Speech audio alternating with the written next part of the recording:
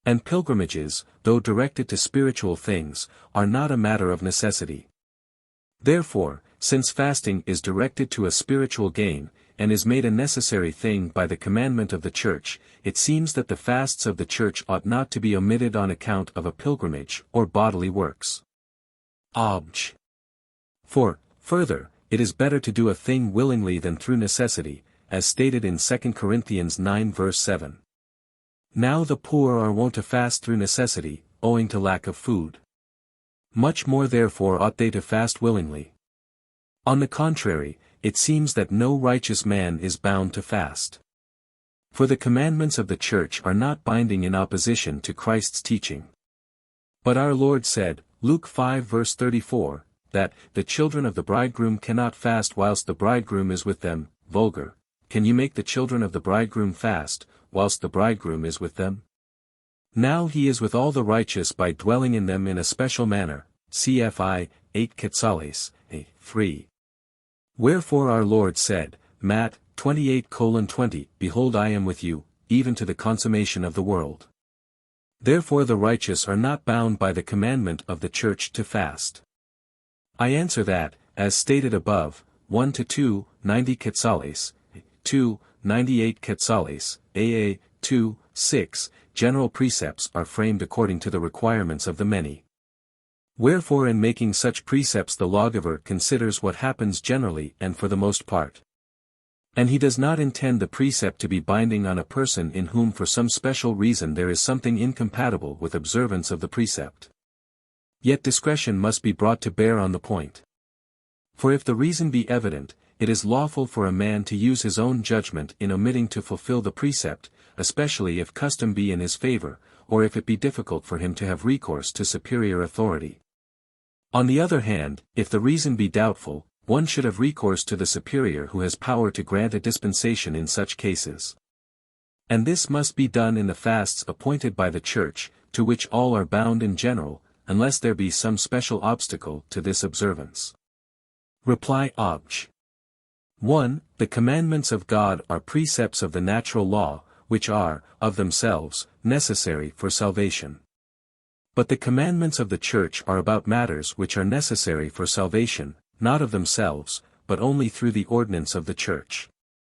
Hence there may be certain obstacles on account of which certain persons are not bound to keep the fasts in question. Reply Obj. 2. In children there is a most evident reason for not fasting, both on account of their natural weakness, owing to which they need to take food frequently, and not much at a time. And because they need much nourishment owing to the demands of growth, which results from the residuum of nourishment.